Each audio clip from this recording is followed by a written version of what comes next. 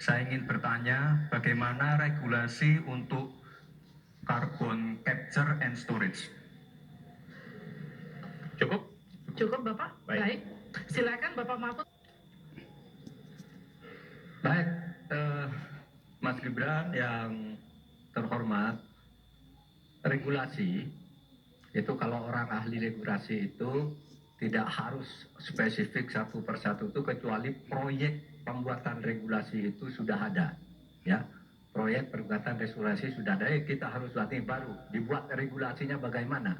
Bagaimana cara regulasinya? Satu, membuat naskah akademik dulu. Naskah akademiknya apa? Naskah akademik itu kalau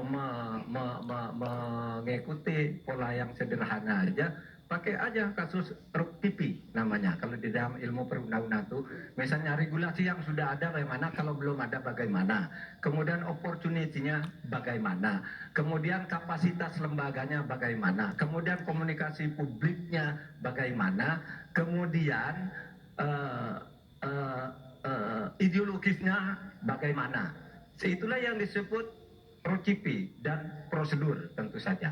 Nah itu yang akan kita buat. Kalau saya ditanya bagaimana mengatur soal regulasi undang-undang tentang karbon dan sebagainya, bukan hanya karbon dan itu. Jadi itu yang akan kita lakukan. Tetapi sebenarnya ya, yang terpenting itu bagi saya apapun yang akan kita bangun itu kan harus ada sistem pengawasan keuangan. Barangkali Mas Gibran sudah tahu atau belum tahu juga karena ini baru. Pada tanggal 9 Desember kemarin itu sudah ada sebuah sistem SIPD namanya, Sistem Informasi Pemerintahan Daerah, yang itu mengaitkan dengan APBN dan sebagainya, sehingga ada pengawasan terhadap uang itu mulai dari perencanaan, pelaksanaan sampai evaluasi dan sebagainya.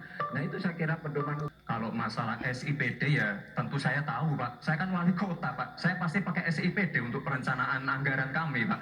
Tapi kembali lagi ke pertanyaan saya Pak. Pak Prof Mahfud menjawab 2 menit. Tapi pertanyaan saya belum dijawab sama sekali Pak. Apa regulasinya Pak untuk carbon capture and storage? Simpel sekali Pak pertanyaan saya Pak. Mohon dijawab Pak. Dijawab sesuai pertanyaan yang saya tanyakan Pak. Nggak perlu ngambang kemana-mana Pak. Terima kasih. Baik, cukup ya Pak ya. Kita lanjutkan. Selesai. Baik.